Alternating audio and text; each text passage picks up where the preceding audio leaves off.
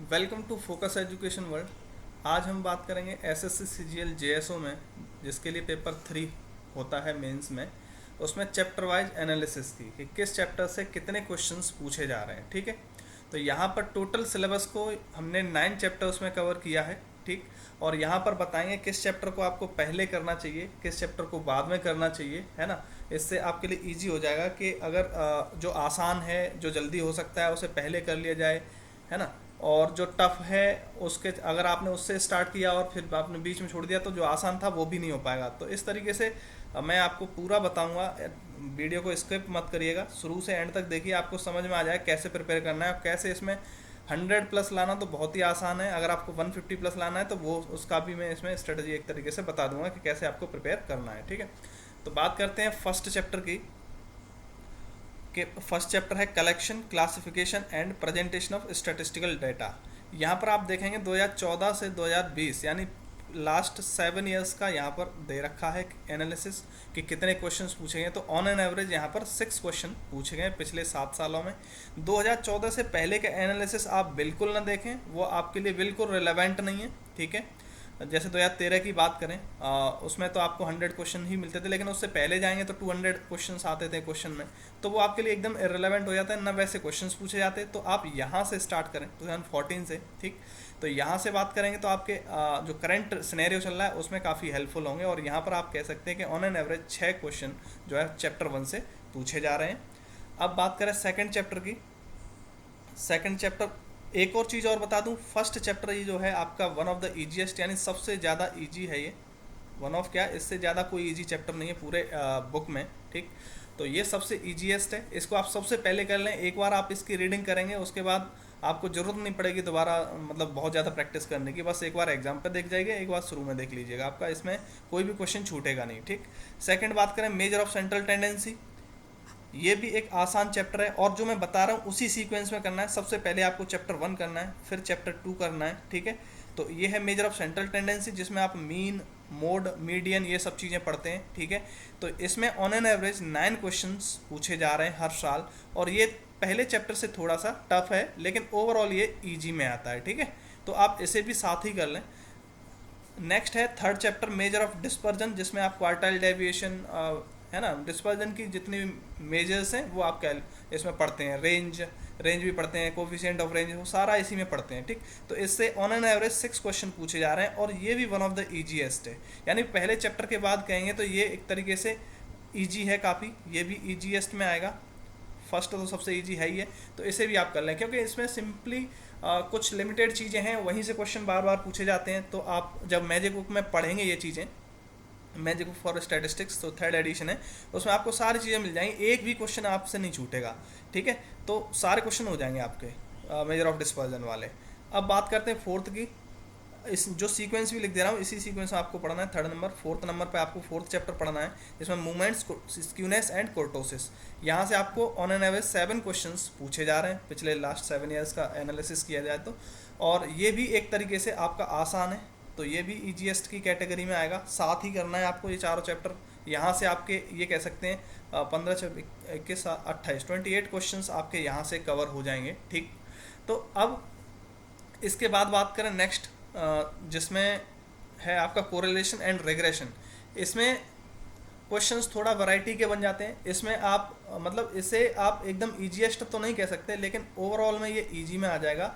इसमें मेन चीज़ ये है कि जब रिग्रेशन में थोड़े अच्छे क्वेश्चन रख देता है, वहाँ पर आपसे क्वेश्चन इसमें छूट सकता है, और वैसा क्वेश्चन शायद एक ही आएगा आपके एग्जाम में। तो कह ये सकते हैं कि यहाँ से आप लगभग 9 क्वेश्चन तो ईजिली कर ही देंगे। ठीक है, जब मैजिक को पढ़ेंगे तो उसे कोई क्वेश्चन आपका यहाँ से छूटेगा नहीं, राइट। तो और हो सकता है कि आप रिग्रेशन जो हमने चीज़ें बताई हैं उसी हिसाब से रहीं, बहुत ज़्यादा उलट पुलट नहीं हुआ तो आप 10 के 10 भी कर सकते हैं। तो यहाँ से +9 इसमें भी ऐड कर लें तो आप 37 क्वेश्चन यहाँ तक अटेम्प्ट कर पाएंगे।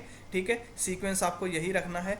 अब इसके बाद ये है कि 6-7 चैप्टर को फिलहाल छोड़िए, आपको 8 और 9 करना है। 8 जो है ईजीएस्ट की कैटेगरी में है और इससे ऑन एन एवरेज 10 क्वेश्चंस पूछे जा रहे हैं, और ये उतना ही ईजी है जितना फर्स्ट चैप्टर ईजी है। ठीक है, ऐसे ही आपका 9 चैप्टर इंडेक्स नंबर, ये भी उतना ही ईजी है जितना फर्स्ट चैप्टर ईजी है, यानी ये भी ईजीएस्ट की कैटेगरी में होंगे। तो या तो आप ये कह सकते हैं कि जैसे फर्स्ट चैप्टर आपने किया पहले, फिर सेकंड किया, फिर थर्ड किया, फिर फोर्थ किया, तो आप फिफ्थ से पहले इन दोनों को कर सकते हैं, 8 और 9 को, या फिर फिफ्थ तक सीक्वेंस में कर लें, क्योंकि बहुत ज़्यादा टफ नहीं है, इजी ही है। तो आप 5 को कंप्लीट कर लें, फिर 8 और 9 कर लें। जब इतना सब आपका कंप्लीट हो जाएगा, तो यहाँ से आपके देखो 9 चैप्टर में 8 क्वेश्चन ऑन एन एवरेज पूछे जा रहे हैं। तो यहाँ पर आपके टोटल क्वेश्चंस जो हैं, यहाँ पर 5 तक 38 हो गए थे, प्लस 10 ये 18, ये 18, यानी 56 क्वेश्चन। यहाँ से आपके 56 क्वेश्चन कवर हो जा रहे हैं इन 7 चैप्टर से। और यहाँ से 56 क्वेश्चन का मतलब ये है कि अगर आपने 50 भी सही किए तो 100 मार्क्स तो आपके इजीली यहाँ से आ जाएंगे, जो काफ़ी आसान है। आप एक एक बार इन चैप्टर्स को पढ़ेंगे, उतने में आपके 100 मार्क्स श्योर हो गए। ठीक, अब बात करते हैं मोस्ट इंपॉर्टेंट टॉपिक हैं चैप्टर 6 और चैप्टर 7 की।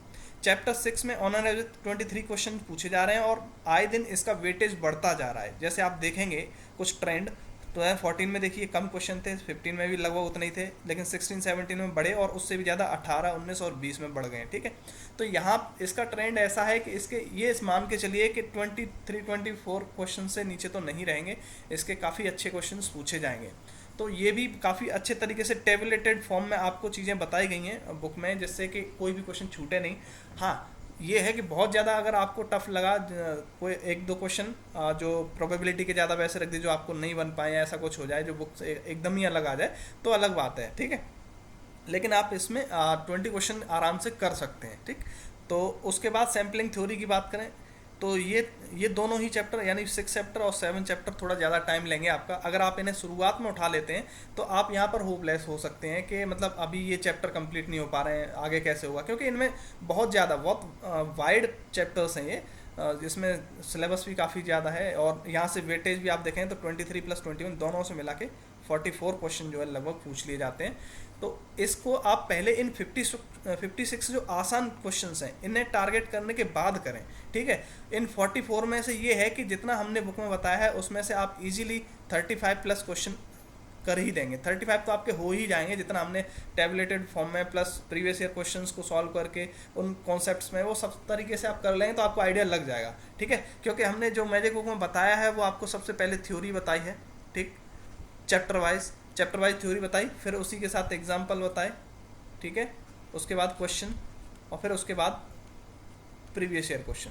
तो आपका कोई भी टॉपिक एक पूरे तरीके से यहाँ पे तैयार हो जाता है एग्जाम पॉइंट ऑफ व्यू से, टू द पॉइंट है, कुछ भी इरेलेवेंट नहीं है। और इस तरीके से आप तैयार करेंगे तो आपको इसमें 150+ लाना बहुत बड़ा टास्क नहीं है, आप इजीली ले आएंगे, जैसा कि पिछले 2020 में काफ़ी लोग 150+ लेके आए हैं। ठीक है,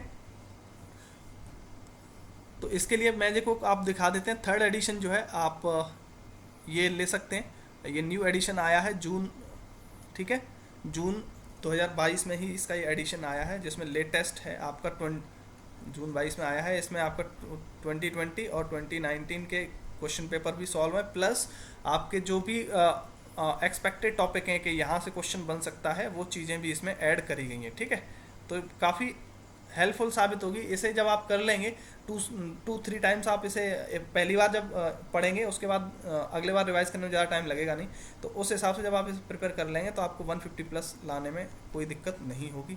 ठीक है, फिर भी आप अगर आपको इसे समझने में दिक्कत होती है ना, हो सकता है कुछ का बैकग्राउंड थोड़ा आर्ट वगैरह का हो, या फिर मैथ्स में भी रहा हो लेकिन उतना सीरियसली नहीं किया हो, तो उनके लिए फिर वीडियो कोर्स भी हमने दिया है यहाँ पर, जिसमें सारी चीज़ें समझाई गई हैं और काफ़ी कंसाइज वे में जो है समझाया गया है। 35 आवर्स में ये समझिए, आपको प्रीवियस ईयर क्वेश्चन भी करा दिए गए हैं, थ्योरी भी कंप्लीट करा दी है, और इतना करने के बाद आप 150 से नीचे नहीं आ पाएंगे, मतलब अच्छा स्कोर आपका आ जाएगा इतने कम टाइम में, और इसे कवर भी काफ़ी जल्दी करा जा सकता है। 35 आवर्स में एक बार आप डबल स्पीड ऑप्शन भी है, इसमें आप डबल स्पीड में 1.5, इसमें 1.25 जैसे देखना चाहें वैसे भी आप देख सकते हैं। एक बार कंप्लीट करने के बाद रिवाइज भी अच्छी स्पीड में कर सकते हैं।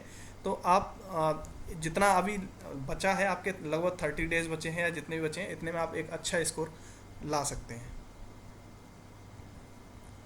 बाकी कोई भी डाउट हो तो आप हमारे हेल्पलाइन नंबर पे कांटेक्ट कर सकते हैं। यहाँ पर हेल्पलाइन नंबर में आपका 9899705343। ठीक है, इस पर आप कोर्स से रिगार्डिंग या बुक से रिगार्डिंग या कोई भी आपका जो क्वेरी होती है जेएसओ के रिगार्डिंग, वो आप इसमें पूछ सकते हैं।